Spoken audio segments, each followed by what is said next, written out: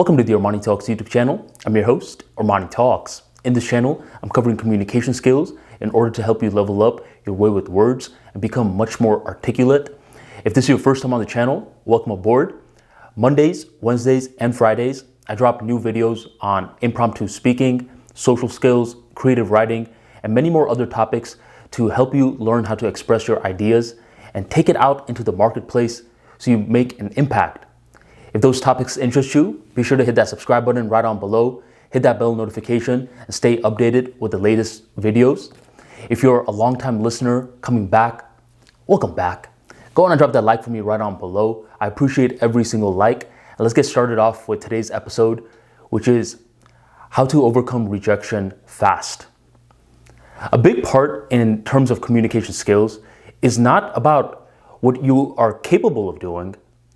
A large part is dealing with the limiting beliefs, the setbacks. Have you seen Titanic? I'm sure you saw that one scene when Titanic gets hit by the iceberg, or better yet, the iceberg hits Titanic. And when we see that iceberg, it's that tip that we see.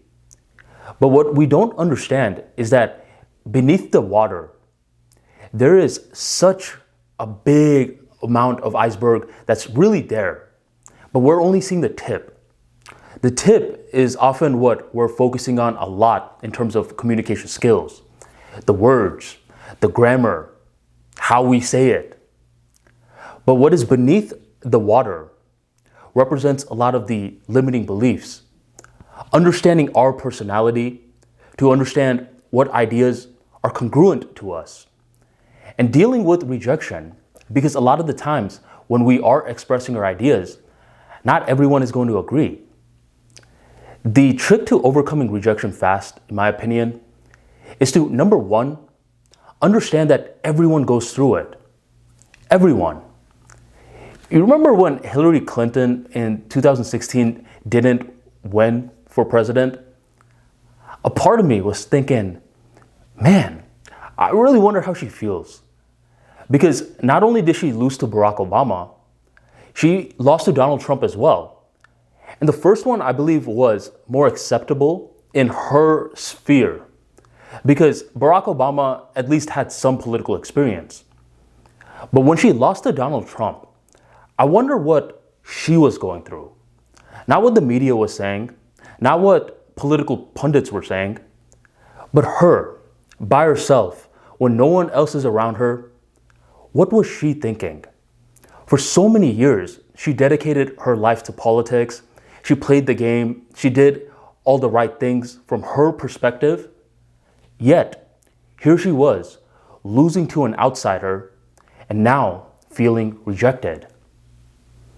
In moments like this, seeing individuals like Hillary Clinton should hopefully spark within us a stronger insight for trying to learn about history in general and just about life. Every person out there that we know of has been through some form of rejection.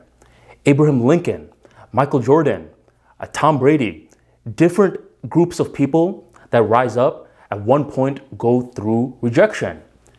And when we're starting to see that it's not only us, it's a multitude of different people, that's when we're able to understand what I bring up in level up mentality, that once you rise up in a certain field, rejection is inevitable. So that's the first part of learning how to overcome rejection fast. Understand that everyone deals with it. Now, the second part is we don't want to just stop at the first. The second part is way more important. And this is to understand that volume is an insurance policy of its own. Think about that real quick.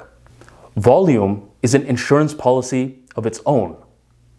There's two brothers, Juan and Justin. Justin is everything that Juan is not. Justin is charismatic, he's tall, people love him, while Juan is pretty pudgy, he has a bad attitude, and people don't love him. One similarity that they have is that they're brothers, and they both play for the basketball team, varsity. This is good for Juan because just to make it into the varsity basketball team is an accomplishment of its own. But just like everything else in life, Justin is exceeding Juan even in this field. Justin is the star basketball player. Justin is the one that's getting multiple shots, calling the plays, aiming for the game winners. It is Justin, while Juan, he's lucky to even get 2 shots a game. So what happens over time is that Justin is taking more shots and he is missing more shots. Okay? But he is also making more shots. While with Juan, he gets his little 2-shot attempts a game, and let's say he goes 0 for 2. He spends the rest of the night until the next game thinking about those 2 shots that he missed. It's just because from Juan's context, he doesn't have that many chances for volume. And due to his lack of volume, his mind is automatically focusing on the lack. While with Justin, do you think he's spending a whole bunch of time thinking about the shots that he missed? Probably in certain occasions, if the game was on the line and he missed it. But for the most part, since he's taking so many more of the shots, he doesn't really care like that. He's like, man, there's going to be more shots next game, and the next game, and the game after that. That's pretty much what I mean when I say that volume is an insurance policy of its own. But you may be at that point in your life where you're like Juan. You're not the best basketball player, so you can't just be the kind of guy that's like, well, let me just steal the ball, and instead of shooting just 2 times a game, how about I shoot 20 times a game? Yes, I'm just not going to pass it to anyone, and I will have what Armani was saying, more volume. Remember, volume is an insurance policy of its own. But in this situation, that's probably not doable. And you may be in a position like that. You may have just gotten rejected and you don't have that many opportunities to make up for it. Now what? Well, now what is that you have 2 options, and now it becomes a game of thought processes. Which Juan do you think is going to be better?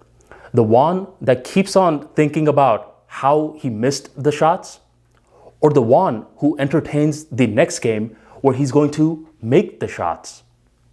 There's really just 2 options. It seems like a lot of options when you're not focusing on thought waves, but in terms of the thought waves, there's only 2 options. Which direction are you going? And if Juan wants to make sure that he one day becomes like Justin and is attempting way more shots, then he better make those 2 that he attempts or entertain thoughts, practice towards thoughts that allows him to gear himself towards those 2 makes. And that's when he starts to notice something. Yes, he did go 0 of 2, but now he's training his mind to think about the next game and how he's going to make the next 2. And as he's thinking about making the shots, he notices that the fear of rejection is automatically falling off on its own, on its own, on its own. And now what's starting to happen is that due to him thinking about him making shots, he's building self-confidence to take the shots and to actually follow through, man, for the next game and the game after that, which is opening up opportunities for him to take a little bit more shots. Now, instead of taking just 2, he's taking 5. And his teammates are okay with that. His coach is okay with that. And eventually, he goes from 5 to 10 shots. And slowly, he's building the amount of reps. And this is where volume becomes a form of quality on its own. And through volume, and through understanding that everyone goes through rejection, is how we overcome rejection fast rather than pondering on it for a very long time. Hillary Clinton, Michael Jordan, Abraham Lincoln, and plenty more other names throughout history have gone through rejection, but they came back. So it's not as though it's something that's only happening to one person. It's happening to all people out there. Great communicators are capable of understanding that despite rejection, they're no longer playing that game of how they can minimize it too much. It is what it is. You'll see a lot of great communicators say that. It is what it is, man. Because if I'm going to face rejection anyways, especially when I'm leveling up, I might as well do it with some swag. I might as well use this as an opportunity to come back with thicker skin, become more battle tested. And the more battle tested that I am, I notice certain things changing. I'm thinking more empowering thoughts.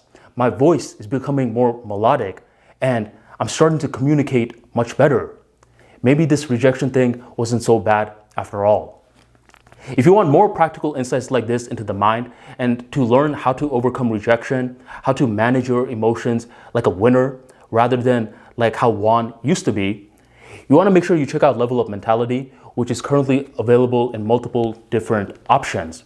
You could get it on Amazon, ebook, or audiobook. I'm going to drop all the links in the description box right on below. And thank you for joining the Armani Talks YouTube channel.